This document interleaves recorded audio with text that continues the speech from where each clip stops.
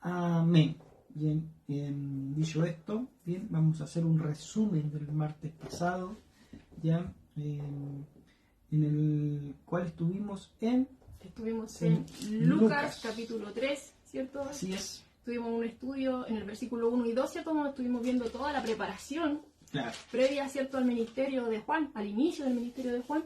Y en el estudio anterior vimos específicamente de los versos 3 al 18, donde ya veíamos que ya había iniciado y de la forma que había iniciado todo esto. Así es. Vemos a un Juan, ¿verdad?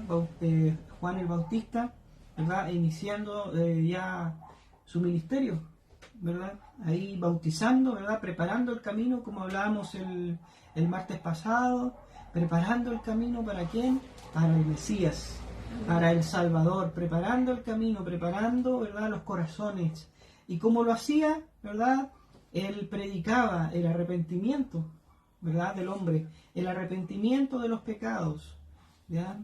Él en ese río, ¿verdad?, bautizaba a todo aquel que viniera, ¿ya? Veíamos que decíamos, ¿por qué en ese lugar y no en un templo, ¿verdad?, donde estaban todos los eruditos, donde estaban todos aquellos que conocían las escrituras, y era lo más probable y era lo más, se podría decir, normal que apareciera de ahí, de dentro de todos ellos, este Juan el Bautista. Pero no fue así la decisión de nuestro Señor, sino que Él prefirió que fuera en un río, ¿verdad?, en un lugar donde veíamos también que era lo más probable que venía gente de todos, convergeaban ahí mucha gente de diferentes lugares, diferentes sistemas, o sea, socioeconómica también, y vemos que al pasar el estudio nos dimos cuenta que había harta gente que... Claro, porque él se movía por las riberas, por las orillas, claro, por las orillas, predicando el mensaje, y ahí se empezaba a correr la voz. Finalmente veíamos que llegaban muchos, y como decía Pedro, personas que no podían entrar al templo, claro, como los publicanos, ¿cierto? Incluso los soldados romanos también llegaron ahí. Así es. A oír el mensaje de Juan.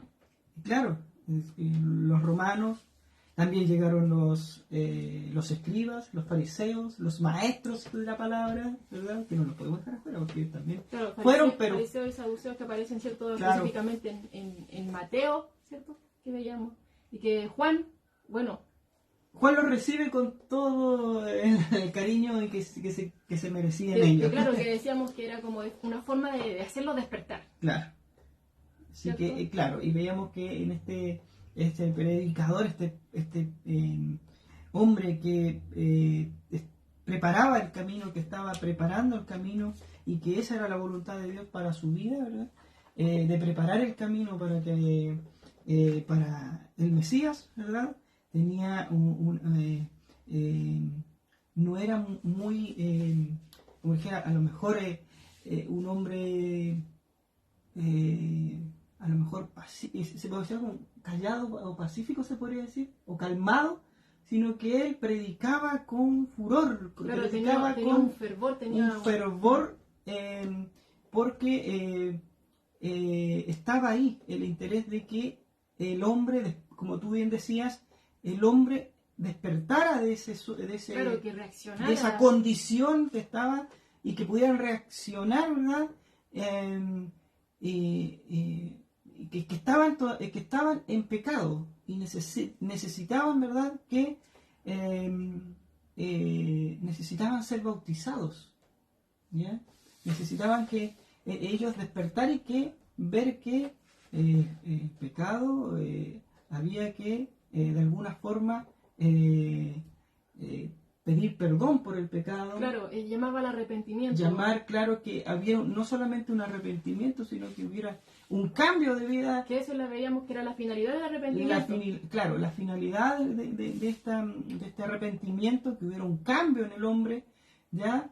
Y pudiera estar con el corazón dispuesto a la aparición, ¿verdad?, o a la llegada del Mesías. Claro, eso es lo que veíamos en parte, ¿cierto? Un punto que estuvimos detenidos en un buen momento, que decíamos que el arrepentimiento, ¿cierto?, no era solamente un sentimiento, ¿ya?, sino que el arrepentimiento de la forma que se presenta en la Escritura lleva a un cambio de conducta, ¿cierto?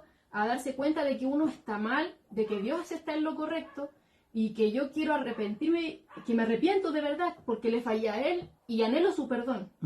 Y recibiendo ese perdón, obviamente, genera en mí el no ser igual, ¿cierto? A no caer nuevamente en lo que hice mal. Y es por eso que Juan, ¿cierto?, predicaba, pero el enfoque en sí era que dieran frutos dignos de arrepentimiento. Pero también llevaba al punto de que el hombre se diese cuenta de que por sus fuerzas no iba a poder hacer esto.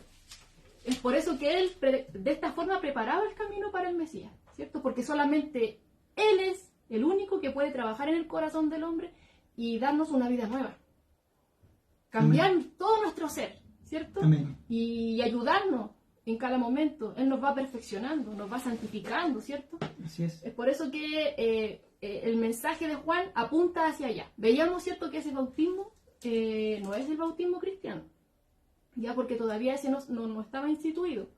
Claro. Ese es en base a la muerte y resurrección de Cristo. Así Pero es. aquí estamos recién iniciando. O sea, hasta ese entonces todavía ni siquiera comenzaba el ministerio del Señor Jesús. Eso lo vamos a ver hoy. ¿Cierto? Claro. Pero el bautismo cristiano se instaura obviamente después. Claro, y bueno, lo vamos a ver después, con el avanzar de los estudios, vamos a ver ese bautismo que, bueno, hasta la fecha todavía lo usamos.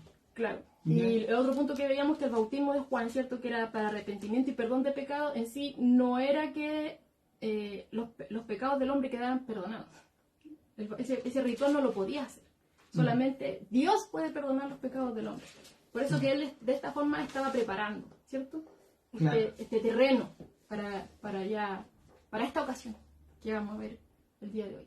Claro, la necesidad de un Salvador, Así es. la necesidad de que alguien pueda ayudar, ¿verdad? Ayudar a esta humanidad caída, ¿verdad? A volver a retomar esa comunicación directa con el Creador. Amén. Amén. Así que vamos a... Primero vamos, como veíamos, ¿cierto?, que inició el ministerio de Juan. Claro. Estábamos en el capítulo 3 de Lucas, ¿cierto? Y vimos hasta el verso 18 de este capítulo 3. Pero ahora nos vamos a saltar, ¿cierto?, al verso 21 y 22, que tiene por título El bautismo de Jesús. Solo vamos a leer en Lucas y nos vamos a ir a Mateo, ¿ya? Que también habla de el bautismo de Jesús, pero se explaya un poco más. Pero es necesario que leamos esto porque a medida que vayamos en el estudio, van a aparecer algunos puntos que aparecen aquí en estos dos versos que expone Lucas. Amén. ¿Ya? Dice así Lucas 3, versos 21 y 22. Ya. El bautismo de Jesús. Dice que aconteció que cuando... Vamos a leer de nuevo entonces. Volvimos. Ahí está. Ya, perfecto. Dice, el bautismo de Jesús. Aconteció que cuando todo el pueblo se bautizaba, también Jesús fue bautizado. Y orando, el cielo se abrió. Y descendió el Espíritu Santo sobre él, en forma corporal, como paloma. Y vino una voz del cielo que decía, tú eres mi Hijo amado, en ti tengo complacencia. Amén. Ahora nos vamos a ir a Mateo, capítulo 3, y vamos a leer, bueno, también vamos a hablar acerca del bautismo de Jesús, porque estamos viendo el Evangelio sinóptico, ¿cierto? Claro, Mateo, Marcos y Lucas, el mismo episodio, ¿cierto?, del bautismo de Jesús, pero acá narrado por Mateo, del verso 13 al 17, dice así en Mateo capítulo 3, del 13 al 17. Dice el bautismo de Jesús. Entonces Jesús vino de Galilea a Juan al Jordán para ser bautizado por él. Mas Juan se le oponía diciendo, yo necesito ser bautizado por ti y tú vienes a mí. Pero Jesús le respondió, deja ahora, porque así conviene que cumplamos toda justicia. Entonces le dejó. Y Jesús, después que fue bautizado, subió luego del agua, y he aquí los cielos fueron abiertos, y vio al Espíritu de Dios que descendía como paloma y venía sobre él. Y hubo una voz de los cielos que decía, este es mi Hijo amado, en quien tengo complacencia. Amén. Amén. Bueno, como nos estamos dando cuenta, ya, en este apogeo del ministerio de Juan, ¿cierto? Viene Jesús, ya, en Marcos, ya no leímos Marcos, pero Marcos nos dice que específicamente de Nazaret. Bueno, sabemos que Jesús estaba en Nazaret, ¿cierto? En Galilea, específicamente en Nazaret. Y viene desde allá, ¿cierto? A ser bautizado específicamente por Juan, ¿ya? Y como acabamos de leer hace un momento, en Lucas, nos dice que el bautismo de Jesús no fue una ocasión privada. Claro. ¿Cierto? Leíamos que fue cuando todos se bautizaban, Jesús también fue bautizado, ¿ya? Cuando todo el pueblo se bautizaba, Él también estuvo ahí, ¿ya? No fue algo privado, no fue algo secreto como algunos podrían haber imaginado, sino que en medio de la multitud, Fue algo público. Él llega ahí, ¿ya? O sea, ya habían pasado 30 años de anonimato, Él estando, ¿cierto?, con su madre, con sus hermanos, ya estos 30 años, pero estos años de anonimato ya habían acabado. Claro, y había llegado este momento para el cual Él había nacido, ¿ya? Este momento en el cual iba a iniciar su ministerio y de manera pública, ¿cierto? Bueno, y Él viene, ¿cierto?, con este propósito, ser bautizado por Juan. Y como leíamos acá en el verso 13 de Mateo, capítulo 3, ¿cierto?, nos decía que la primera reacción de Juan ante la petición de Jesús es que Él se niega, ¿cierto? Claro, Él se opone. Hay una oposición de parte de Juan ahí en ese sentido.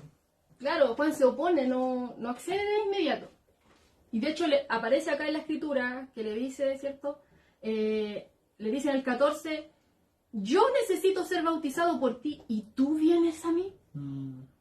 ¿Ya? O sea, Juan no estaba dispuesto en primera instancia a bautizar a Jesús.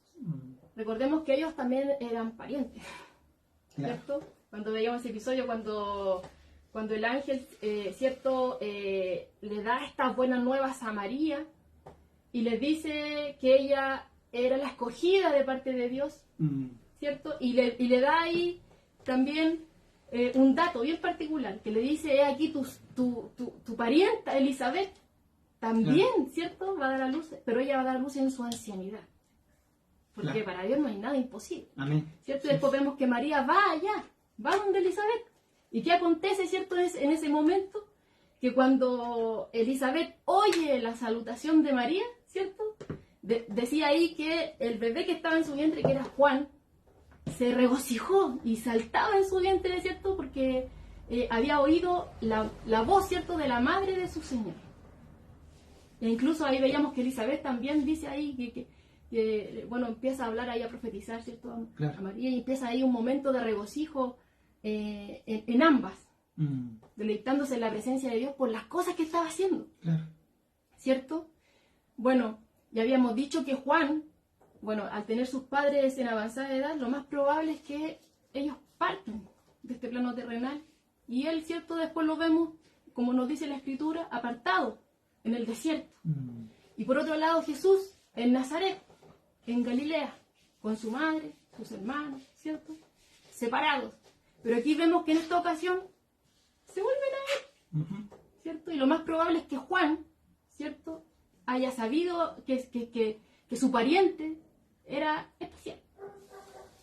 Claro. O sea, claro, su madre tiene que haberle dicho todo esto, porque obviamente Juan tuvo un nacimiento profetizado, tenía un ministerio, ¿cierto?, que le había sido dado por Dios. Había una profecía y que le había sido dado, ¿cierto?, a su padre Zacarías, ¿ya? Pero bueno, hay algunos estudiosos que dicen también por ahí que obviamente no se conocían, porque uno estaba en un lugar, el otro en otro extremo, ¿ya? Y que quizá en este punto no se conocían ni se recordaban. Hay algo ahí, como alguna noción de que... Claro, claro, pero más allá de eso... Físicamente no se conocían, pero yo creo que dentro de toda la familia, el núcleo familiar de parientes, estaba Claro, el conocimiento claro, de ellos dos, tanto de Jesús como de... Claro, Juan, que era diferente. Claro, que iban a... Claro, y es lógico que nos lleve a pensar eso también, porque aunque la Escritura no nos explaya tanto en ese punto, ¿ya? Pero de que eran parientes, Claro, Era eso, María. claro. Claro, ya. Y bueno, aquí vemos, ¿cierto?, que Juan obviamente sabía. Aquí, bueno, por esto que acabamos de leer nos damos cuenta de que él sabía que Jesús era diferente a toda la multitud que estaba ahí. Claro, Era diferente y que incluso era superior a él. Eso lo podemos dar por hecho, claro. ¿cierto? Y por tanto, como él sabía que era diferente, sabía que era superior a él como que se niega, ¿cierto? Se opone a que Jesús experimente este bautismo. Porque recordemos que el bautismo de Juan era de arrepentimiento, era para perdón de pecados. Claro, sí. Para alguien, bueno, para el común del humano, o del hombre, en este caso, de la humanidad, era para el perdón de pecados. O sea, el hombre en sí es pecador. Pero acá él veía no a un hombre, no a un hombre, no a un hombre común, sino que veía a alguien que no tenía pecado. ¿Ya? Entonces, también ahí está eso, ese punto de que, por eso también él dice, pero tú vienes, es como que tú vienes a mí cuando yo necesito ir a ti. O sea, yo necesito, claro, incluso este bautismo, porque considerándose también como pecador, como todos los que estaban Claro, ahí, pero tú no. O sea, yo claro, necesito ser bautizado por ti. claro, Tú eres superior a mí. Claro, él es superior, ¿verdad? Él en una oportunidad lo dice, porque el que viene detrás de él, ¿verdad? Es más grande, incluso. Incluso es antes que él. Es antes que él. Ya él lo sabe, ¿ya? Y después lo testifica, así de esa forma.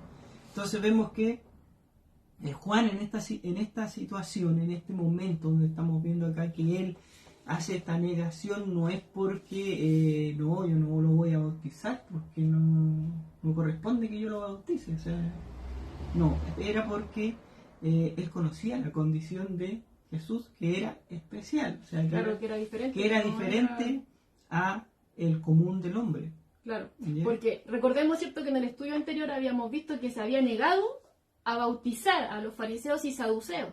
Claro. Habían venido también para ser bautizados. Claro, porque no nos confundamos. Claro, sí. Pero voy a un punto en especial. Él se había negado, ¿cierto?, a bautizar a los fariseos y saduceos, ¿cierto? Porque eran indignos de poder hacerlo. Porque para poder bautizarse, Juan, ¿cierto?, el mensaje de Juan era el arrepentimiento para perdón de pecados. Pero estos personajes veíamos que ante sus propios ojos ellos no eran pecadores. Ante sus propios ojos ellos eran perfectos.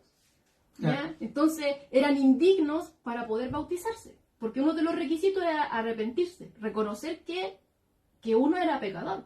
Claro. Entonces Juan se niega, ¿cierto?, a bautizarlos y los llama víboras, ¿cierto? Claro. Que les enseñó a huir de la ira venidera.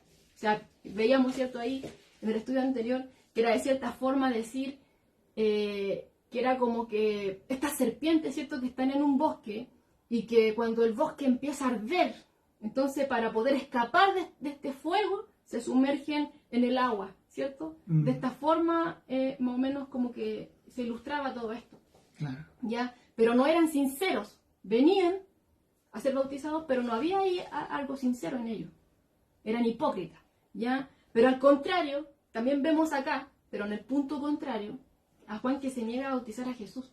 Pero no como indigno en el sentido como los fariseos y saduceos, ¿ya? Sino que se niega a bautizar a Jesús. ¿Por qué? ¿Ya? Por el motivo contrario, porque él era demasiado digno para esa experiencia. ¿Ya? Hay quien, ¿cierto? Yo leía por ahí que decía que Jesús, ¿cierto?, en este bautismo, él reconoce o confiesa, mejor dicho, los pecados que no eran suyos, sino que los pecados que eran de todo el hombre. ¿Ya? Haciéndose, bueno, ahí como... Ay, se me fue la palabra. Alrededor de los pecados del hombre, sí. Sí, él cumplió con la ley, ¿verdad? Cumplió con ese rito de la ley, ¿verdad? Con todo. cumplió con todo, y aquí está cumpliendo algo para comenzar, ¿verdad?, su ministerio, que era que tenía que ser bautizado, pero no porque él era pecador, sino que porque él cargaba con todos los pecados de la humanidad y él el que confesaba estos pecados. Claro, porque si, bueno, lo primero que estamos viendo acá es que no podía, bueno, Juan se niega a bautizarlo porque era diferente. O sea, le dice, o sea, yo necesito tu bautismo. Y tú vienes a mí a bautizarlo. O sea, este bautismo tú no lo tienes que experimentar, Claro. ¿cierto? Porque es para arrepentimiento y perdón de pecados. Pero tú no eres como los hombres, como todo el común, ¿ya? Pero aquí podemos ver, ¿cierto?, que veíamos que Juan estaba preparando el camino para el Mesías, ¿ya? Pero entonces, si Jesús no había cometido pecado, entonces ¿por qué se bautizó? Es la pregunta que muchos también tienen. Y que incluso apuntan a Jesús al hecho de que si se bautizó, ¿cierto?, ahí es porque era un pecador común como cualquier otro, ¿ya? Pero aquí estamos viendo que no, y lo vamos a seguir viendo, ¿ya? Un punto que muchos concuerdan es que Jesús se bautiza, ¿cierto?, como un acto de iniciación al ministerio terrenal, ¿ya? Que este bautismo era como un símbolo de romper con el pasado, por así decirlo, y entrar a una nueva etapa. Dicho de otra forma, dejaba su vida hogareña, ¿cierto?, ahí con su madre, sus hermanos, como estuvo esos 30 años hasta este momento, pero ahora entraba, ¿cierto?, a otra etapa donde empieza una nueva vida, pero solamente en rendición, ¿cierto?, al Padre. ¿Ya? Entonces, ese es el primer punto a lo que muchos llegan ahí, que era un acto de iniciación al ministerio. Y de esta forma, él llegaba a ser el siervo de Jehová. Ese es un punto. El segundo punto por el cual se llega, ¿cierto?, a decir que Jesús se bautizó, era para poder dedicarse a Dios y de esta forma recibir el Espíritu Santo. ¿Ya? El poder del Espíritu Santo. ¿Para qué? Para poder llevar a cabo su obra mesiánica. ¿Ya? Porque si sabemos, ¿cierto?, Él es 100% Dios, pero también 100% hombre. Entonces, esta naturaleza humana de Jesús necesitaba ser sostenida, necesitaba ser fortalecida, necesitaba ser dirigida, ¿cierto?, constantemente por la presencia del Espíritu Santo. Bueno, y lo hemos visto. El Espíritu Santo, ¿cierto?, fue quien siempre estuvo direccionando a Jesús durante todo su ministerio y obrando también a través suyo en el poder, ¿cierto? Dándole poder en todo. En los milagros que hacía, ¿cierto? En todo lo que, bueno, vamos a ver más adelante, ¿ya? Pero este es el segundo punto. El primero era como iniciación del ministerio y el segundo, ¿cierto?, era para poder recibir el poder del Espíritu Santo, ya en este proceso. El tercer punto, que era como el que decías tú, que Jesús se bautiza como un acto de identificación pública con su pueblo. Como un acto de identificación pública con su pueblo. Bueno, ahí se nos viene a la mente esta profecía de Isaías, cuando dice que fue contado con los transgresores, ¿cierto? Bueno, y así lo hemos visto desde el principio, en su nacimiento, cuando ni siquiera había lugar para él, en el mesón, ¿cierto? Siempre identificándose con los despreciados, desde el principio. Y así lo vamos a ver a lo largo de todo su ministerio, ¿ya? Así que cuando Juan le deja ser bautizado, Jesús se estaba poniendo en el lugar del hombre pecador. Y de esta forma iba a cumplir con toda justicia. ¿Ya? Vemos la condición de Jesús, esa condición humilde en todo momento, desde el principio, porque Él viene con su humildad, ¿verdad?, a Juan. Y muchos podríamos... Es lo que pasa actualmente con Jesús, o sea, con nuestro Señor, que muchas veces decimos, pero tú vienes a mí, tú, pero si yo necesito que yo viera a ti, no tú a mí, o sea, yo necesito, no, pero Él viene a ti, Él viene a tu vida, o sea, Él viene a tu rescate, si no es tampoco por mi fuerza, sino que es por la voluntad, ¿verdad? Y dice la Escritura que Él tiene misericordia de quien Él quiere. ¿Entiendes? Pero vemos aquí desde aquí la humildad de sometimiento aquí al frente de Juan, ¿ya? A Jesús lo vemos ya sometiéndose, ya haciendo su acto de humildad y sometiéndose a la voluntad del Padre. ¿Bien? Y aquí, como bien tú decías, ¿verdad? Aquí hace un antes y un después. Ya su vida pasada, ahora viene una vida de entrega completamente al Padre. ¿Para qué? Para poder cumplir todo lo que el Padre le había encomendado. Claro, venía a cumplir el propósito para el cual Él nació. Claro. Entonces vemos ahí esa raya o esa marca, ¿verdad? En el bautismo. En el bautismo también se podría llevar también al bautismo que actualmente nosotros llevamos, que podría simbolizar, de hecho debería ser simbolizado de esa forma.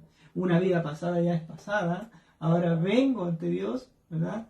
Con esa necesidad, ¿verdad? De cumplir, ¿verdad? Lo que el Padre quiere que yo haga, de lo que Dios quiere que yo haga para este plan de rescate, porque vemos que este plan de rescate todavía está ahí, está con vigencia, ¿verdad? Y nosotros como cristianos, ¿verdad? Como seguidores de Jesús, debemos tener este ministerio de buscar, de llamar, ¿verdad? Al arrepentimiento al hombre, para que vuelva a tener esa conexión, ¿verdad? Que había perdido con Dios, con el Maestro, con el Creador, ¿verdad? Que ahora ya en estos tiempos nosotros tenemos con Dios, ¿ya? Y así como Jesús, ¿verdad? Él recibe el Espíritu Santo para poder llevar, ¿verdad? Este ministerio. Dios también a nosotros nos entrega el Espíritu Santo para poder caminar en este trayecto que siempre lo hemos dicho en los estudios, hermanos. Nunca nadie nos dijo que iba a ser fácil, ¿ya? Si a ustedes le dicen que es fácil es porque no están presentando a Jesús, no están presentando a lo que vino Jesús, ¿ya?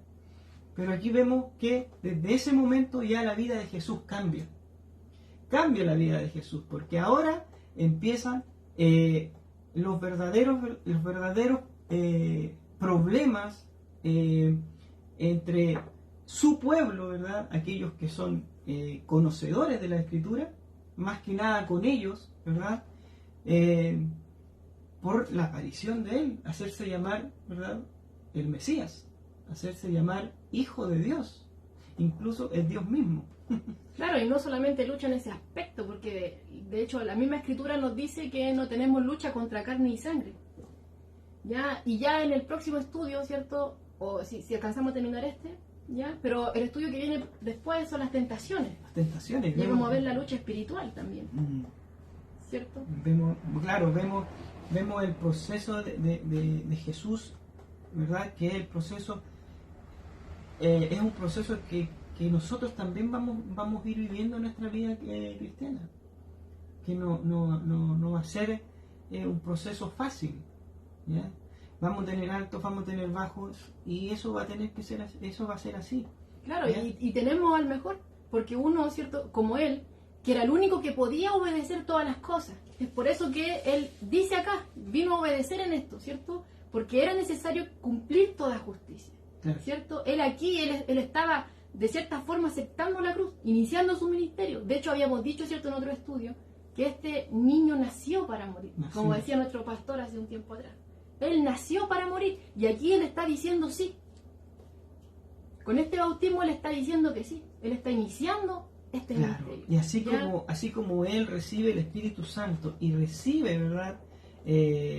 La ayuda, ¿verdad? de su Padre, también nosotros recibimos, ¿verdad? El Espíritu Santo, y también con ello la ayuda de Jesús. Claro, y ese era el propósito para el cual Jesús, ¿cierto?, vino a cumplir todo esto, porque de otra forma no hubiéramos podido tener al Espíritu Santo, ¿cierto? Y de otra forma no hubiéramos podido ser perdonados tampoco. Entonces aquí se estaba iniciando todo eso, ¿ya? y que hoy podemos disfrutarlo todos aquellos que son seguidores de Jesús, claro, realmente, o sea, de corazón. Y aún eso es gracias a Él. Todo es gracias a Él.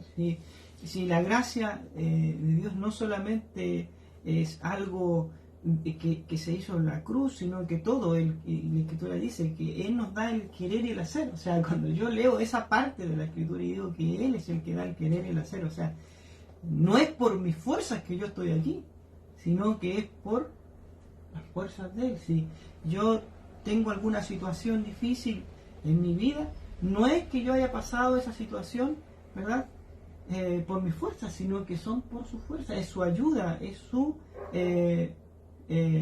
fidelidad hacia el hombre, hacia aquel que lo sigue fielmente y cree realmente en Jesús, porque muchos dicen que creen en Dios, pero hay muchos dioses.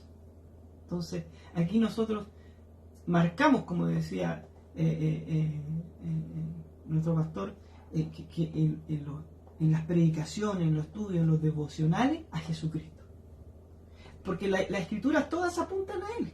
Desde la primera hoja hasta la última hoja de las escrituras apuntan a Jesús.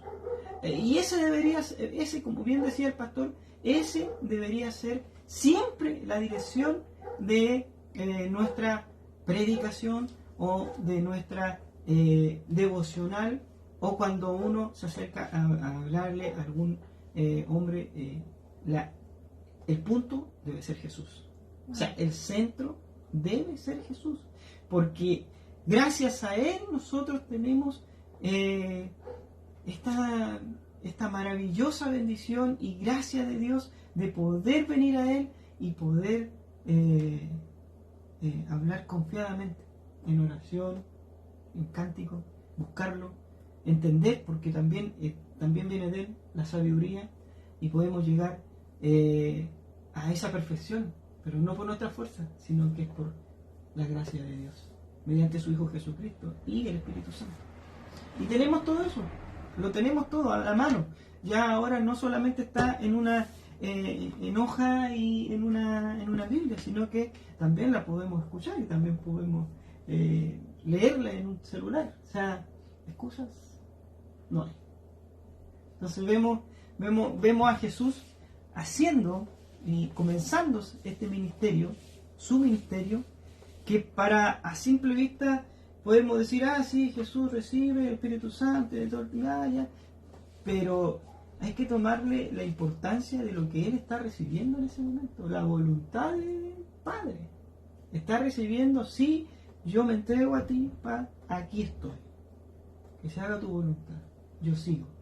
Pero ese proceso, vamos a ver que al final es un proceso bien difícil, que ningún hombre que quisiese compararse con Jesús lo podría haber hecho. Nadie se puede comparar a Él. Nadie, pero yo te digo, así como hay algunos que niegan a Jesús, hay algunos que se llegan a comparar a Él y dicen que son el Mesías. Claro.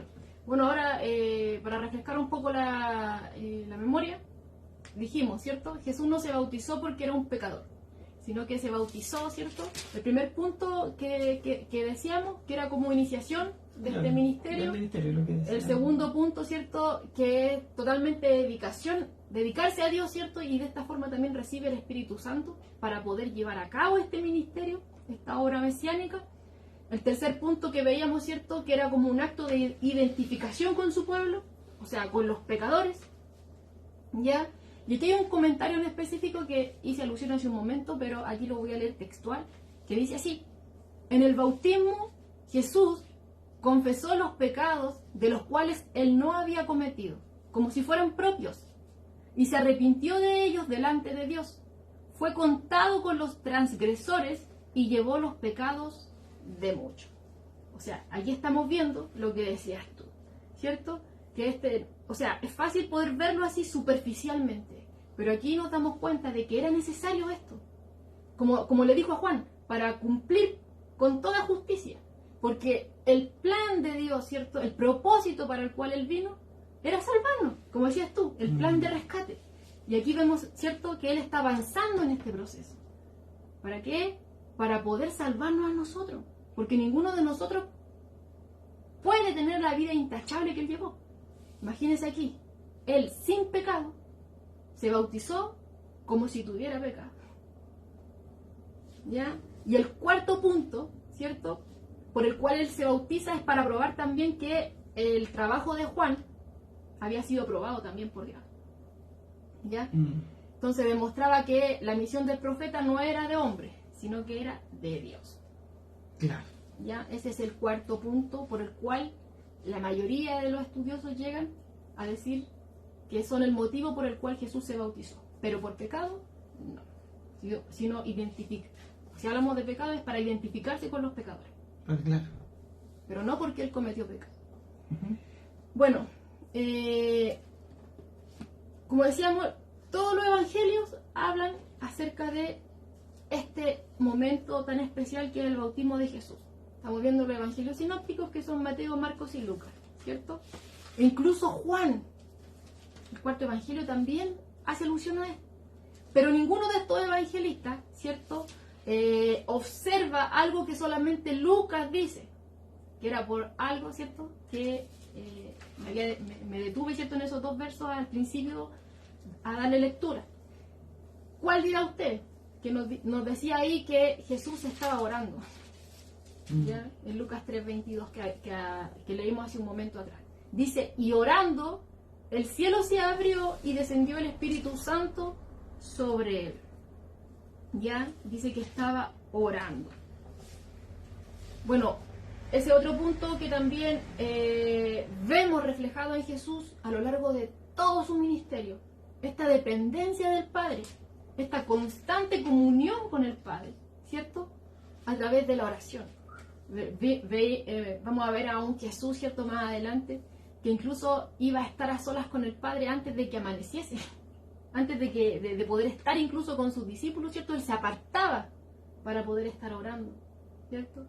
También, hay otra ocasión cuando, estábamos viendo la predicación de Juan, que justo me tocó a mí el capítulo 6, ¿cierto? Después de la multiplicación de los panes y los peces, cuando viene esta muchedumbre, ¿cierto?, que quería hacerle rey después que vieron el milagro. Y Jesús, ¿cierto?, envía a los discípulos en una barca, despide a la multitud y Él se va a orar. O sea, constantemente estamos viendo a Jesús orando. Incluso previo, ¿cierto?, a ir a la cruz, ya al final de su ministerio terrenal, en el Getsemaní. Cuando ahí está orando, ¿cierto? Padre, si es tu voluntad, pasa de mí esta copa, pero no se haga como yo digo, sino como tú quieres. ¿Cierto? Eso lo vemos totalmente. Y es como decías tú, también podemos tomar esto, ¿cierto?, para nosotros. Que si Él necesitó estar en dependencia del Padre, ¿cuánto más nosotros?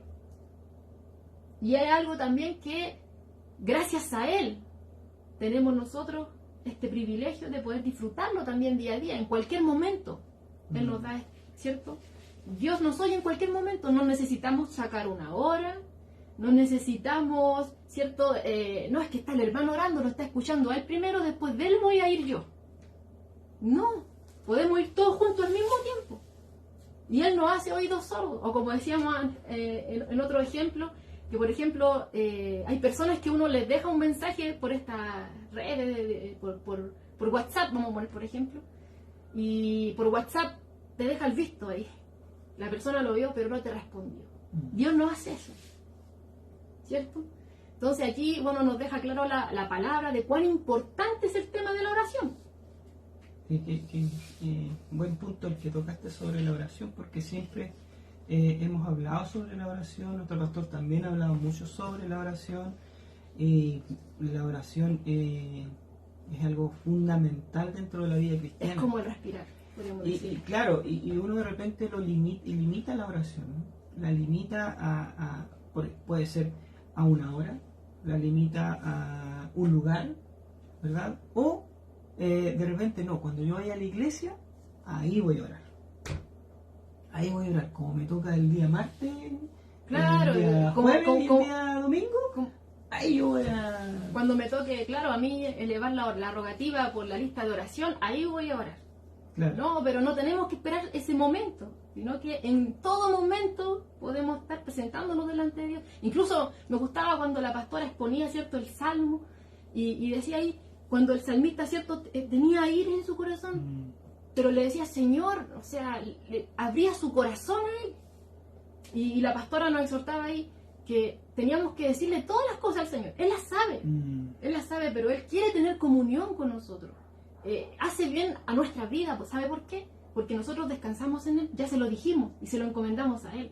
O sea, si siento rabia, Señor, tengo rabia en mi corazón, no me nace perdonar, pero ayúdame tú. Eso es lo importante, ser sinceros con Él, como Él es sincero con nosotros. Claro, también nos decía nuestra pastora que, oye, pero y si es Dios, ¿para qué yo voy a ir a decirle si sabe todo? Si sabe todo, o sea, es como lógico que si es Dios sabe todo lo que yo... No, pero a Dios le encanta, ¿verdad?, este tipo de confesiones. A él le gusta que usted vaya y le diga con detalle todo lo que quiere decir. Lo que usted quiere decirle y expresarle. ¿Ya? Le encanta eso. A él le encanta eso. Y no limitemos la oración. Si la oración usted la puede hacer caminando. Nuestro pastor nos ha sido un ejemplo en el baño.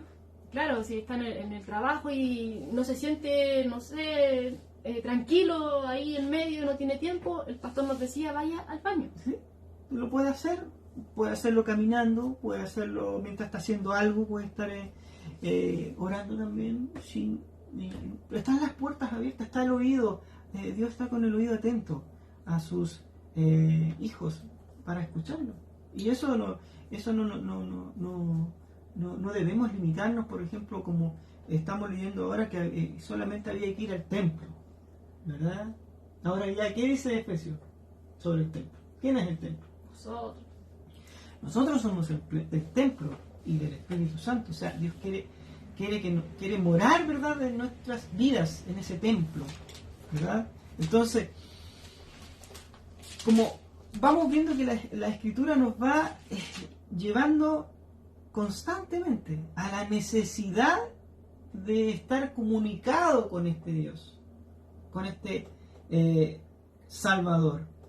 Y esa comunicación que tiene el hombre, que es por intermedio de la oración, y la oración no es nada más que conversar con Dios, hablar con Dios, como usted está hablando, o como estamos hablando con Joana, o como usted está hablando con algún amigo, ¿verdad? Eso es. No necesita de como le llaman los católicos, un rezo, ¿verdad? 10 veces, ya, listo. No es eso. Es algo que es algo más íntimo. Claro, es abrir, como decía la pastora, abrir tu corazón. Abrir el corazón, sacar todo lo que hay ahí dentro y decírselo al Señor.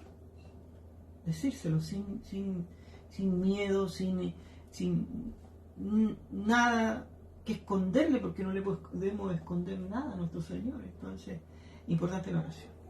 Importantísima, no se olvide de la oración, hágalo siempre. Claro, esto lo vamos a ver, ¿cierto? Siempre en Jesús, ¿cierto? Que Él siempre estaba en comunión con el Padre. Bueno, hasta este punto hemos visto que el bautismo de Jesús, ¿cierto? Como decías tú, tiene mucha similitud al de todos los demás. Hemos visto que, ¿cierto? Que vino, ¿cierto? Juan, como todos los demás vinieron, ¿cierto? Confesó pecados, podríamos decirlo, como decía aquí este comentarista, aceptándose o comparándose, ¿cierto?, poniéndose en lugar de los pecadores, aunque él no cometió pecado, ¿cierto? Vemos ahí que estaba orando, ya nosotros también podemos decir, no, nosotros también oramos, hasta aquí, hasta este punto podemos decir, es como algo bien similar. Pero lo que ocurrió a continuación fue totalmente trascendental y diferente a cualquier cosa que alguien quizá en ese mismo día haya experimentado. ¿Y de qué estoy hablando? A lo que nos continúa diciendo acá Mateo. El verso 16 nos dice así: y Jesús, después que fue bautizado, subió luego del agua. ¿Y qué aconteció? He aquí, los cielos fueron abiertos. Los cielos fueron abiertos, ¿ya? Y eso es algo que ya aparece en otras partes de la Escritura. O sea, me estoy refiriendo a que los cielos sean abiertos, ¿ya? Y cada vez que esto sucede, algo acontece. Cada vez que los cielos son abiertos, algo va a pasar, ¿ya? Porque de alguna manera Dios se manifiesta o habla, ¿cierto? De alguna manera, podríamos decirlo, o ambas cosas. Tomando este punto, no sé si usted se recuerda de Ezequiel. En el capítulo 1, verso 1 dice: los cielos se abrieron y vi visiones de Dios. ¿Ya? Ese Ezequiel, ¿ya? Vio ahí que los cielos se abrieron y él vio visiones de Dios. Otro ejemplo lo tenemos con Esteban, ¿ya? Que aparece en Hechos, ¿cierto? Capítulo 7, versos 55 y 56, que dice así: puesto los ojos en el cielo, vio la gloria de Dios y vio a Jesús que estaba a la diestra de Dios y gritó: he aquí veo los cielos abiertos y al Hijo del Hombre que está a la diestra de Dios. Bueno, eso es lo que acontece con Esteban, que ve los cielos abiertos y ve la gloria de Dios y a Jesús sentado ahí a la diestra de Dios. ¿Ya? En Apocalipsis también trata alusión al cielo abierto. Apocalipsis 19:11 dice así el apóstol Juan: el cielo abierto y he aquí un caballo blanco, y el que lo montaba se llamaba Fiel y Verdadero, y con justicia juzga y pelea. Bueno, hemos visto ya 3 veces que aparece el tema del cielo abierto. Primero Ezequiel vio visiones, vemos a un Esteban, ¿cierto?, que ve al Señor Jesús sentado a la diestra de Dios, y vemos acá en Apocalipsis que Juan ve un caballo blanco, ¿cierto?, y uno que lo montaba que se llamaba Fiel y Verdadero. ¿Ya? Y aquí, antes, ¿cierto?, de que acontezca esto, ¿cierto?, cuando el cielo es abierto, acontece otra situación, ¿ya? ¿Y qué es lo que acontece? Continuamos con la lectura. Dice: y vio al Espíritu Santo que descendía como paloma y venía sobre él. Ya habíamos leído Lucas también, ¿cierto? Que Lucas 3:22 nos decía que cuando el Espíritu Santo, ¿cierto?, desciende, lo hace en forma corporal como paloma. En el 3:22. ¿Sí? Sí, en forma corporal, ¿cierto? Como paloma. Bueno, Dios, el Espíritu Santo, es espíritu, ¿cierto? Y podemos tomar esto que dice Lucas, ¿ya? Como ese espíritu es invisible, el ojo humano no le puede ver, entonces tiene que tomar una forma corporal para que le puedan ver, ¿ya? Y aquí, como nos dicen acá los evangelistas, fue como paloma. No que el Espíritu Santo era una paloma, sino que tomó forma corporal como paloma. ¿Ya? ¿Para qué? Para que le pudieran ver. ¿Ya? Y de hecho esta fue una señal específica y especial para Juan también. Juan el Bautista. ¿Ya? Y justamente el evangelista Juan, no es el mismo Juan, pues Juan el seguidor de Jesús, y estamos hablando de Juan el Bautista. ¿Ya?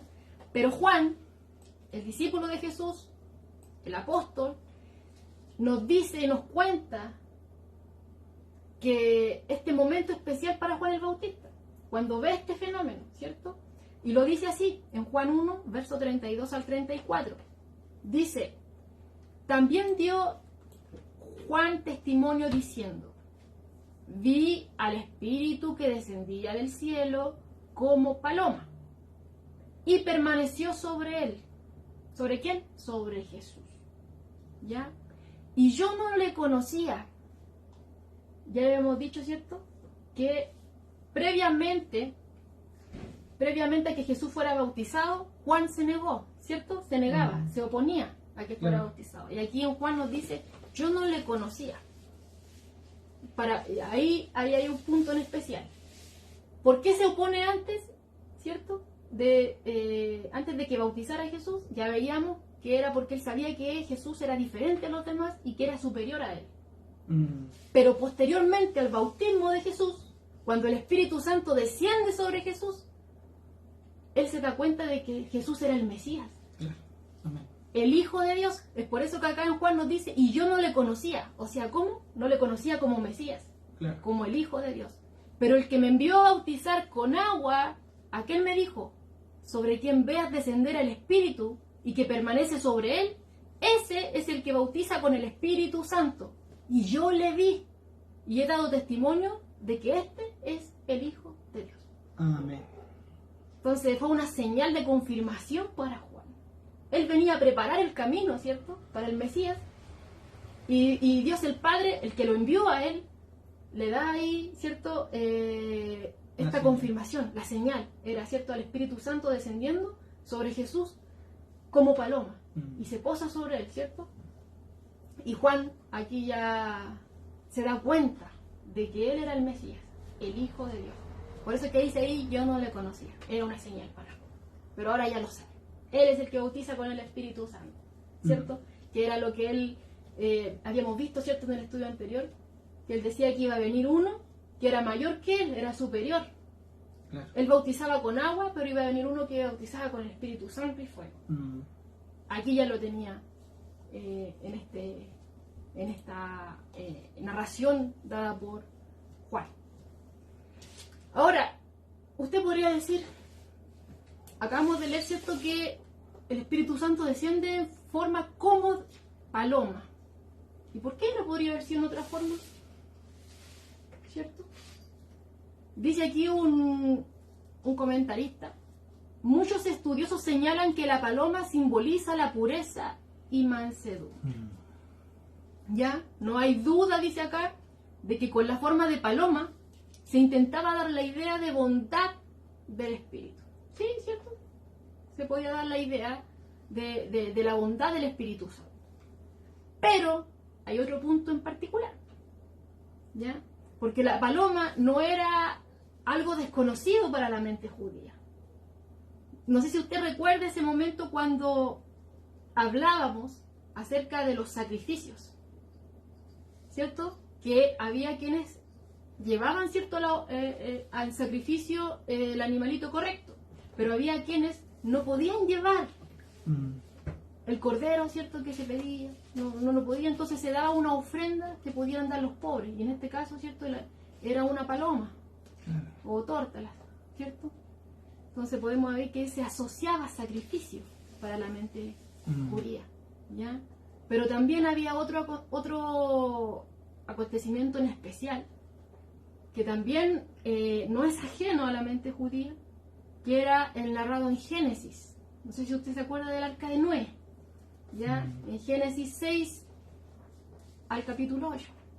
Y cuando nos narra, ¿cierto?, que vino este diluvio, cuando había mucha maldad en la tierra, y Dios envía este diluvio, ¿cierto? Se salva solo Noé, su familia, ¿cierto?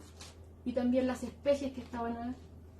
Y Noé, ¿cierto?, suelta una paloma para ver si es que había tierra seca, para ver si había algo. Y va esta paloma, ¿cierto?, y vuelve con una ramita de olivo. Y eso, ¿cierto?, eran buenas noticias, pues. Significaba, ¿cierto?, de que las aguas de la ira de Dios se habían apaciguado, se habían disipado. Entonces, ¿cierto?, había tierra seca. ¿Ya? Eran buenas noticias, eran buenas nuevas para Noé. ¿Ya? Entonces, muchos llevan esta forma de paloma, ¿cierto?, a ese punto. ¿Ya? De hecho, lo dicen así.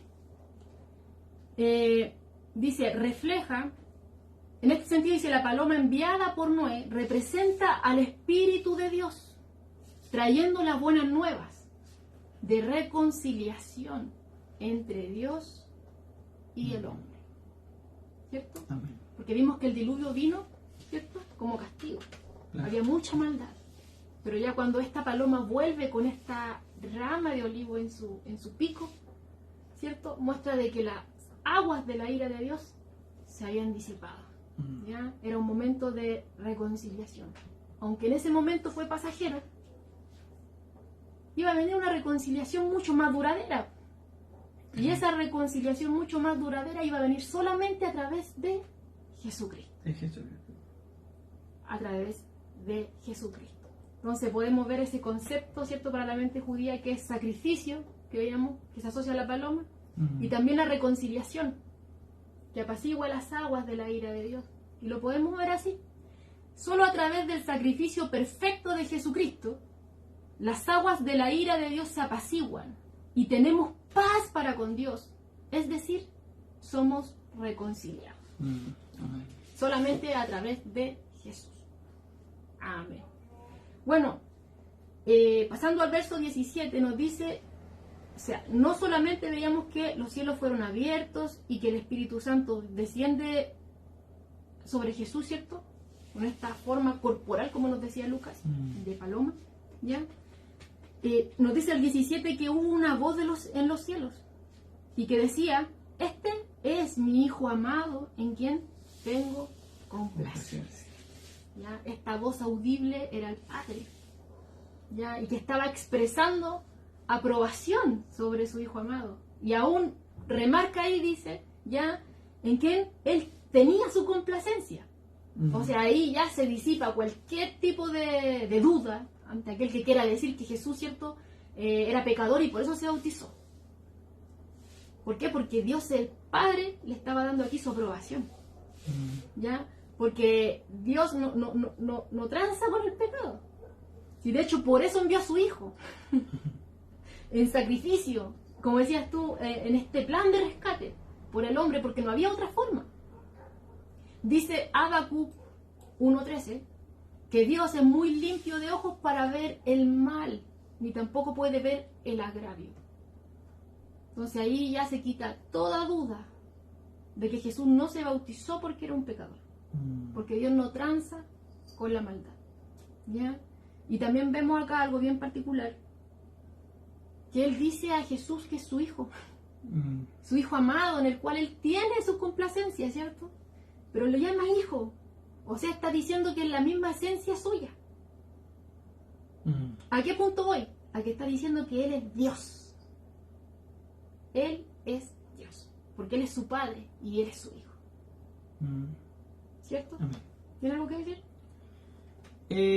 Sí, sobre... bueno, bueno, lamentablemente el pueblo judío rechaza a Jesucristo, su gran mayoría. Hay una pequeña remanente que cree en Jesucristo. Pero ellos en esa parte cuando dice, en el último versículo 17, cuando dice que este es mi Hijo amado en quien tengo complacencia. Entonces ellos dicen, ¿un hijo puede ser Dios? No puede ser Dios. Es un hijo, no es Dios. Entonces lo pasan a ser como un profeta, que es amado nada más. Entonces eso a mí me causa mucho, porque la Escritura avala, ¿verdad? O sea, y siempre Jesucristo está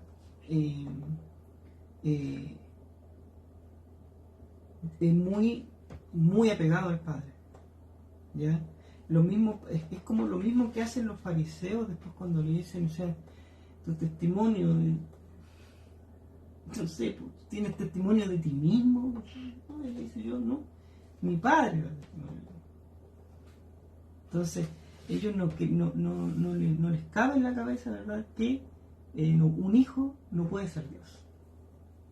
Porque no creen en Jesucristo, creen que Jesucristo era solamente un profeta más. Entonces, como ellos están en ese contexto de que niegan a Jesucristo teniendo la Escritura, porque ellos dicen que Jesucristo no es el Mesías, y todavía podemos ver que todavía están esperando al Mesías, ¿verdad? Pero lamentablemente para ellos, ¿verdad?, como Jesús les dijo cuando ellos pedían, ¿verdad?, pedían señales, ¿verdad? Acá tampoco a ellos se les va a dar más señales que las que ya tienen en la Escritura, que sale claro que Él es el Mesías, que es el Hijo de Dios, ¿ya? Que es Él el único que pudo haber hecho, ¿verdad?, este gran sacrificio santo, puro, para que el hombre pudiera ser salvo. No había otro medio, no había otra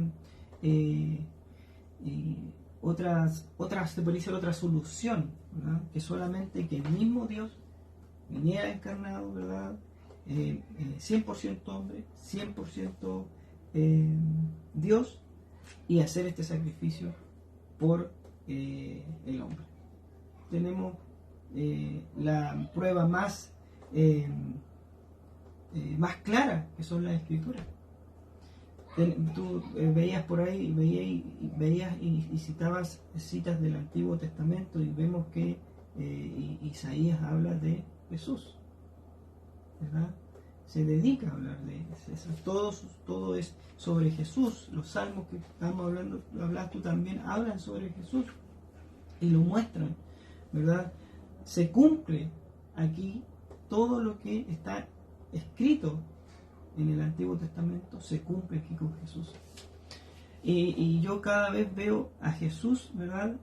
Lo veo en todas partes. Yo lo veo aquí claro. O sea, no hay duda de que Él es nuestro Señor y nuestro Salvador.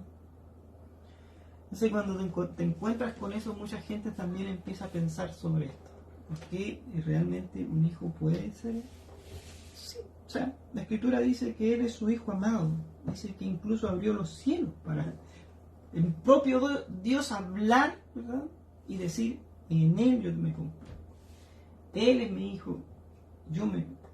Es decir, que su Hijo está hablando de que tiene la misma esencia suya. Claro, Es Dios. es Dios. Entonces, pero es un tema que yo... De hecho, más adelante vamos a ver a los fariseos, ¿cierto? Y los religiosos en general se molestan porque Él dice que es Hijo, porque dice que es el Padre, ¿cierto? Es su Padre, le llama Padre. Y claro, se molestaban porque dicen que se hacía igual a Dios. O sea, claro, ellos entienden eso. Claro. Y eso es lo que les ardía, les molestaba. Claro, y les sigue molestando eso. Hay algo en ellos que, bueno, Dios tenga misericordia de ellos. Y de hecho no solamente ellos, sino que también lo habíamos visto en otros estudios. O sea, hay muchas personas que no tienen ningún problema con ver a un Jesús, oh, el niño del pesebre. No tienen ningún problema con ver a Jesús como profeta. No tienen ningún problema con ver a Jesús de la forma que quisieran verla. Pero cuando ya dicen que Jesús es Dios, el Hijo de Dios, es como que repelen.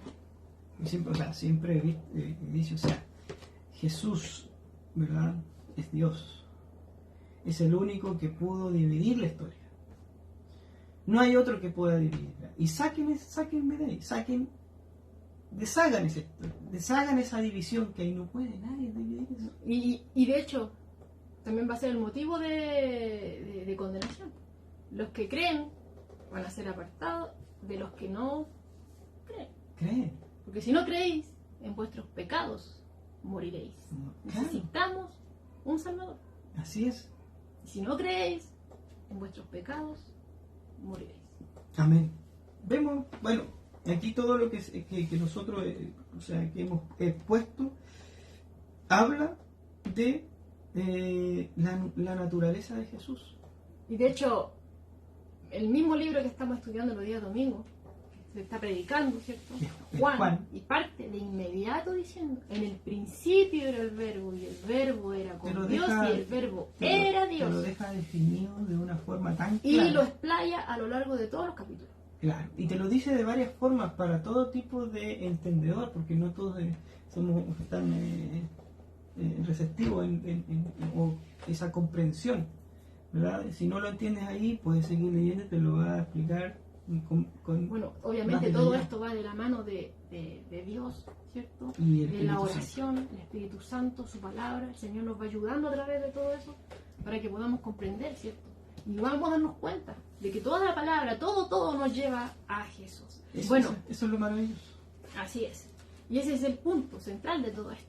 Jesús. Ahora, en este pronunciamiento del Padre, ¿cierto? Cuando Él dice que Jesús es su Hijo amado en el cual Él tiene complacencia, Él está haciendo una combinación de dos profecías. La primera ya hace alusión al Salmo capítulo 2, verso 7, donde Dios dice del Mesías, mi hijo eres tú, yo te engendré hoy. ¿Ya? Esa es la primera profecía. Y la segunda, ya, que aparece en Isaías 42, verso 1, ya, que hace alusión al siervo de Jehová. Y que dice así, he aquí mi siervo, yo le sostendré, mi escogido, en quien mi alma tiene contentamiento. he puesto sobre él mi espíritu. Él traerá justicia a las naciones. Aquí vemos, ¿cierto? ¿Cierto? Que la fusión, podríamos decirlo, ¿cierto? De este pronunciamiento que hace el Padre en el bautismo de Jesús, cuando dice, este es mi Hijo amado, en el cual Él se complace. Mi Hijo eres tú, dice en el Salmo 2.7, y dice que Él, ¿cierto? Es su siervo, es aquí mi siervo, dice, en quien mi alma tiene contentamiento, en Isaías 42, verso 1. Estas profecías eran conocidas por todo el pueblo. Claro. Todos aquellos que tenían sus ojos, su esperanza puesta en el Mesías, ¿cierto? Sabían de qué estaba hablando. Sabían que estaba hablando del Mesías. Sabían que estaba hablando de este siervo de Jehová, ¿ya? Entonces, la voz que el Padre da, ¿cierto? Acá, está llevando los pensamientos del hombre a este punto, a que Él es el Hijo de Dios, Él es el Mesías, ¿cierto? Y también el siervo sufriente, ¿ya? Y esto, obviamente, esta combinación se iba a determinar en el ministerio de Jesús. Lo podemos ver ahí, ¿cierto? Ahora, un punto bien importante, que es lo que decías tú. Sabemos que Dios es uno, ¿cierto? Dios es uno, pero es en tres personas. Esta es la doctrina de la Trinidad, ¿cierto? Que muchos conocemos, ¿ya? Claro. Y aquí la podemos ver en su esplendor. Podemos ver, ¿cierto?, que las tres personas de la Trinidad, Padre, Hijo y Espíritu Santo, Dios Padre, Dios Hijo, Dios Espíritu Santo, que no son lo mismo. Dios el Padre no es lo mismo que Dios el Hijo ni Dios el Espíritu Santo. Dios el Hijo no es Dios el Padre ni tampoco Dios Espíritu Santo. Y también Dios Espíritu Santo no es el Padre ni tampoco el Hijo. Son diferentes, son tres personas diferentes, pero son una. ¿Ya? Y aquí les podemos ver a las tres, ¿cierto? Podemos ver esta relación de amor, podemos ver esta cooperación en estas tres personas de la Trinidad, ya que vemos que el Hijo se bautiza, vemos que Dios el Espíritu Santo desciende sobre él, y vemos también la aprobación de Dios el Padre, hablando, dando aprobación a su Hijo, al inicio, ¿cierto?, de este ministerio que iba a comenzar. Amén. ¿Cierto? Amén. Bueno, esta confirmación pública, obviamente, como decías tú, o sea, bastaba, ¿cierto?, para que creyeran en Jesús como el Mesías. O sea, todos los que estaban ahí se habían bautizado y todas las cosas, pero con ninguno de ellos se abrió el cielo, solamente con Jesús. Solamente con Jesús descendió, ¿cierto?, el Espíritu Santo en forma corporal como paloma. Solamente con Jesús, ¿cierto?, el Padre habló y le da estas palabras. Solamente con Él. Pero, ¿cierto?, no fue el caso. No, ¿cierto?, no. Aunque haya habido todo este testimonio en el inicio, ¿cierto?, de este ministerio, aunque vamos a ver más adelante a Jesús, ¿cierto?, echando fuera demonios, calmando la tempestad, multiplicando los panes y los peces, ¿cierto?, sanando a una mujer encorvada, dándole vista a un ciego de nacimiento, y así innumerables milagros, resucitando incluso a Lázaro. Vamos a ver increíbles cosas más adelante, vamos a ver que él enseñaba como nadie, que cuando muchas veces quisieron hacerle caer, los religiosos querían ponerle entre la espada y la pared, Jesús les respondía y ellos eran los que quedaban turbados y no podían pronunciar ninguna palabra. No había nadie como él, y los religiosos se daban cuenta. Y la gente se daba cuenta, pero vemos que, ¿cierto?, en la entrada triunfal parecía que todo estaba bien. Estaban recibiendo al Mesías, ¡oh, sana el que viene en el nombre del Señor! Pero a los pocos días estaban, crucifícale. Crucifícale. Le rechazaron, ¿cierto? Y exigieron que fuera crucificado. Y eso es lo maravilloso, ¿sabes? Yo pensaba en esto y eso es lo maravilloso. Porque esto nos lleva a pensar de que Jesús no fue perturbado por nada ni nadie. Porque si hubiera dicho, vine a salvar al hombre, el hombre tiene que estar agradecido porque lo vengo a salvar, vengo en su rescate. Pero ¿qué recibe? Crucifícale, crucifícale. ¿Para qué lo voy a salvar si lo único que quieren es crucificarme? Que se salven solos si no quieren que yo los salve. Pero su misión no dependía de nosotros. De la opinión. Y no nos pidió nuestra opinión tampoco, sino que Él vino, Él nació para llevar a cabo este propósito. Él nació para morir, para dar su vida en nuestro lugar. Él vivió la vida que nosotros no podíamos llevar y que nunca vamos a poder hacer. Solamente Él lo hizo y Él nos ayuda a nosotros hoy para poder ser fieles, permanecer y ser de bendición a otros. ¿Cierto? Amén. Entonces, era necesaria toda esa vida que Él llevó. Fue necesario que Él naciese de esa forma. Fue necesario que Él viviese su niñez, su adolescencia de esa forma. Fue necesario que Él recibiera todo lo que recibió. Incluso el rechazo del hombre. El hombre no iba a recibir nada bueno. No. Pero Él aún así, sabiendo todo eso, vino a dar su vida por nosotros. Y nada lo movió de ese punto de la cruz. Nada lo movió porque Él tenía sus ojos puestos ahí. Para eso vino. Y aunque nosotros le rechazamos, Él le importa. Porque Él conoce al hombre. Sabe que somos débiles. Sabe que estamos equivocados. Y por eso vino a salvarnos. Y de hecho dice, ¿cierto, en Juan, cuando veíamos las predicaciones, dice, y a todos los que le recibieron, a los que creen en su nombre, Él les dio, ¿cierto?, el poder ser hechos hijos de Dios.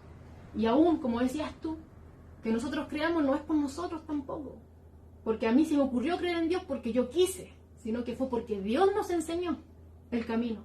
Dios nos enseñó a través de su palabra, nos apunta a Jesús y nos lleva así, y nos muestra de que nosotros necesitamos, que nosotros fallamos, que yo estoy llena de pecado y que necesito un Salvador, necesito una solución y que no está en mis manos ni en las manos de mi esposo ni en las manos de ningún hombre común y corriente, sino que solamente a través del Hijo de Dios. ¿Cierto? Y así es, este plan de rescate no se podía hacer de otra forma. O sea, la Escritura nos dice que estábamos muertos en nuestros delitos, en nuestros pecados. Y ahí nos queda claro al tiro la condición del hombre, o la condición de nosotros mismos en la que nos encontrábamos antes de que Dios nos tocara. Traicioneros totales, o sea, podemos ver ahí el pueblo, ¿cierto?, aplaudiéndole, oh, el Mesías, y después a los pocos días crucifícale. Así somos nosotros, traicioneros. Claro, esa condición viene desde el principio. Así es. Esa condición de que desobediencia, ¿ya? Esa condición de que yo no fui, fue el otro. Y lo vemos desde el principio.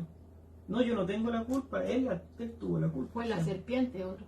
Claro, fue el es diablo. que por lo mismo, o sea, lo vemos actualmente en los mismos. Pues es un ejemplo bien que ya se ve con tanta normalidad, es la separación de los matrimonios. No, es que yo no tuve la culpa, él tuvo la culpa. ¿Ya? Yo soy una santa paloma. ¿Entiendes? Entonces vemos siempre al hombre culpando siempre a alguien. Necesita culpar a alguien y así sentirse bien. Con Dios no corre esta situación. Dios quiere que nosotros reconozcamos que somos pecadores delante de Él y confesemos esos pecados delante de Él, ¿ya? Con esa sinceridad, ¿ya? Con ese corazón humillado, contrito, abierto hacia Él, diciéndole lo que realmente soy yo, abriéndole el corazón, diciéndole, esta persona soy yo, así soy yo, Señor, y así en esta condición vengo. Veamos en estudios pasados que hay mucha gente que dice, no, yo no voy a venir a Dios porque yo todavía no estoy preparado. Usted nunca va a estar preparado. Por sus propias fuerzas lo hemos dicho y lo volvemos a repetir. Por su fuerza usted no va a venir a Dios. Dios es el que viene a su rescate. Claro. Dios es el que viene al rescate. Él es el que vino a nuestro rescate. Él es el que está ahora esperando, ¿verdad? Tocando corazones, tocando templos profanados, ¿verdad? Tocando ahí, para limpiar, ¿verdad?, la vida del hombre, para poder que ellos sean salvos mediante la cruz, que es Jesucristo. La cruz es la mejor señal, ¿verdad? Es la mejor voluntad del Padre y es la mejor forma de demostrar el amor que tiene, ¿verdad?, por su creación. Y Él no obliga a nadie. No obliga a nadie, ¿ya? No obliga a nadie a que venga a Él. Pero Él dice, el que viene a mí, ¿verdad?, yo no le echo fuera. No. El que viene a mí, yo no le echo fuera. ¿Ya? Así que la condición en la que nosotros nos encontremos en este momento, o la situación en la que nosotros nos encontremos en este momento, ¿verdad?, Dios quiere saberla. Aunque usted no lo crea, aunque usted no es que no lo crea, aunque usted encuentre como, pero ¿por qué tengo que...? Si Dios sabe, no, sí sabe, pero Él quiere que usted le diga la condición en que está. Estoy pasando esta situación, ¿verdad? Estoy con esta situación difícil, ¿verdad? Señor, estoy medio más tibio que caliente. El Señor va a hacer. Si tú le pides, ¿verdad? Tú le pides, ¿verdad?, como tiene que ser, ¿verdad? No estar pidiendo ahí, no, es que quiero mi auto, quiero mi casa, quiero más plata, quiero más esto, no. Porque las riquezas de este mundo no sirven. No sirven para ese lugar que Dios está preparando. No sirven estas riquezas. Las riquezas espirituales son las que Dios se encarga de recalcar, ¿verdad?, en la Escritura. ¿Ya? Dios tiene preparado, ¿verdad?, un lugar precioso para cada uno de nosotros.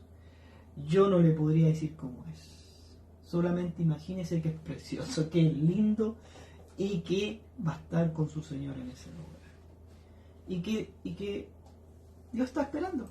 Está esperando que usted venga a Él, sinceramente. ¿Sí? Haga un momento, ¿verdad?, en esta tarde, en esta noche, durante la noche, un momento para poder venir a Dios y sincerarse con Él. Abrir su corazón. Aquí estoy. Esto me pasa, así soy yo. Esta condición es la mía. Ayúdame tú porque yo no puedo. Él es el único que nos puede ayudar de esa condición pecaminosa, de esa condición desviada, ¿verdad? De esa condición que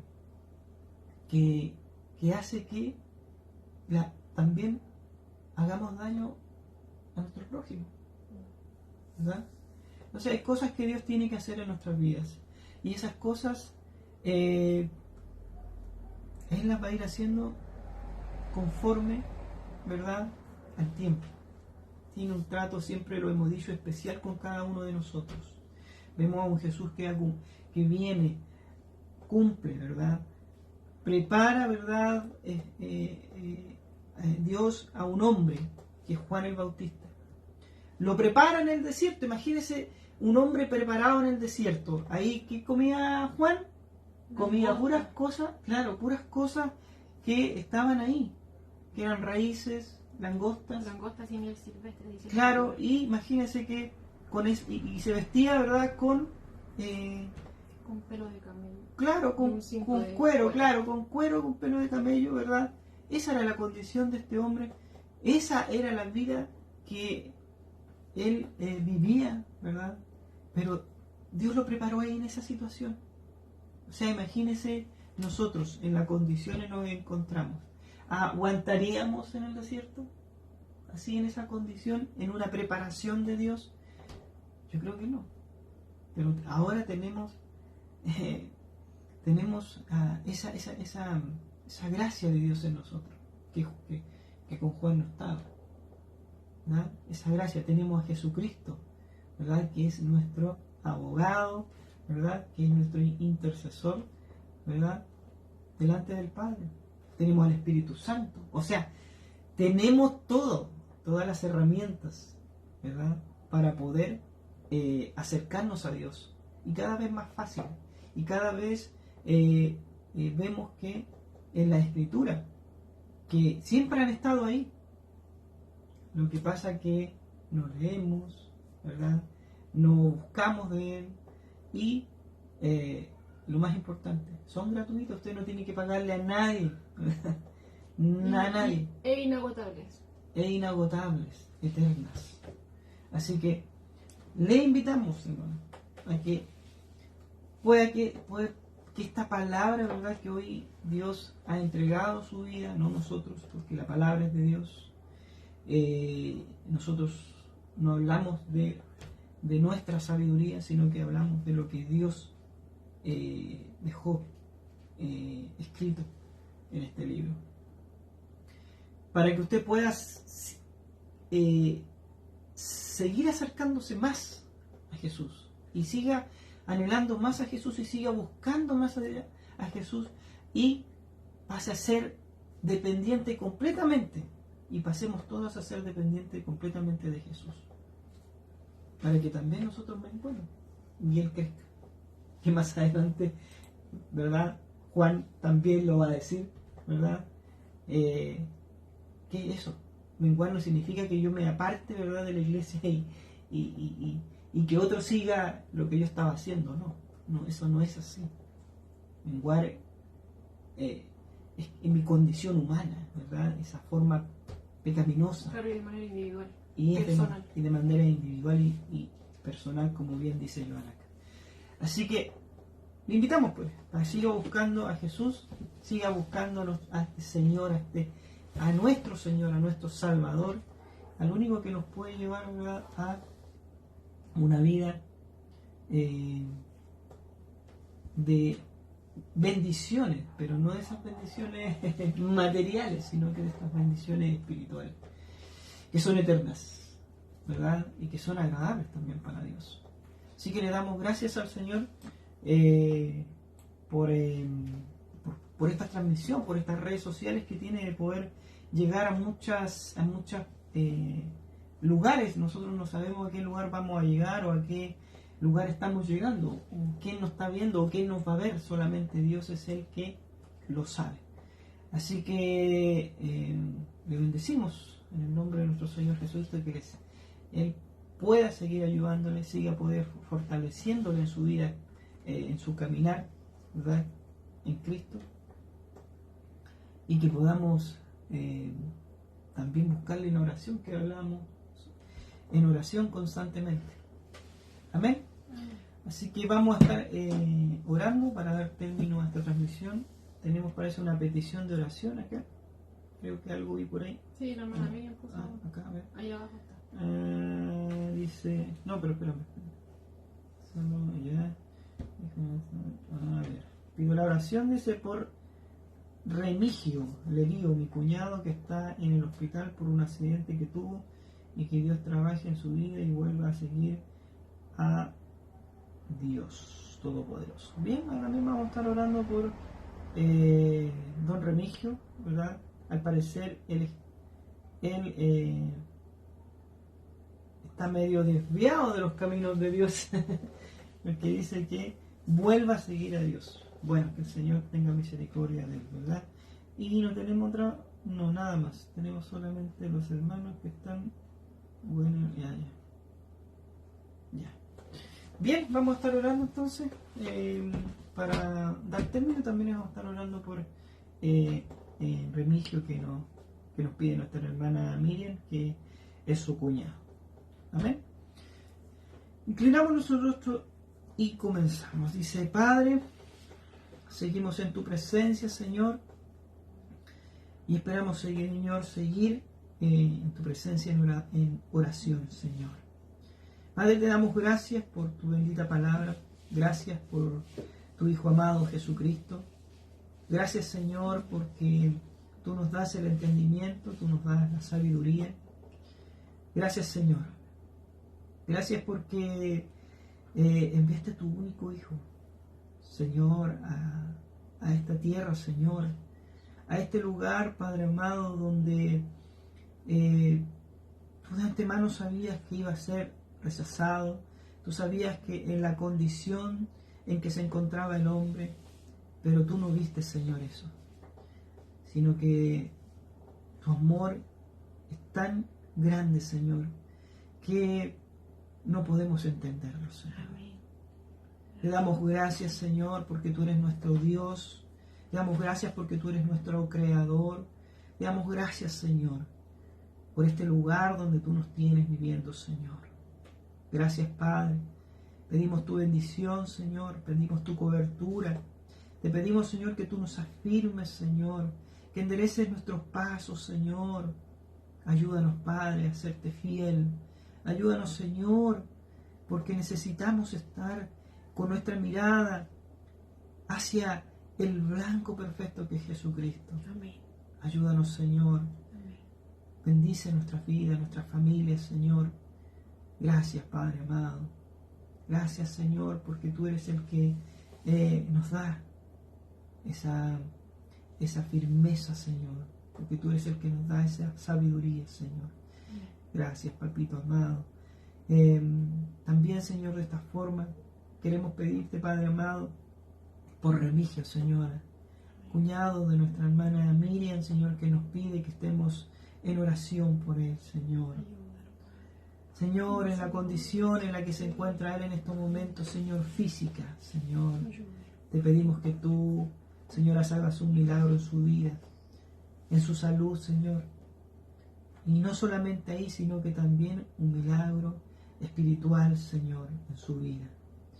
Que él pueda volver, Señor, su vista a ti, Señor. Amén. Toca su vida, toca su corazón, Señor.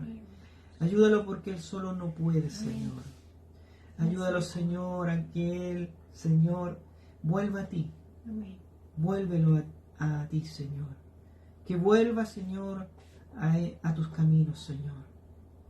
Ayúdalo, Padre amado, pedimos humildemente, Señor, que tú seas tocando su vida. Que tú, Señor, te reveles a él. Glorifícate, Señor, en él, en esa situación en la que se encuentra. Ayúdalo, Señor, para que también muchos más vean, Señor, tu gloria, Señor. Amén.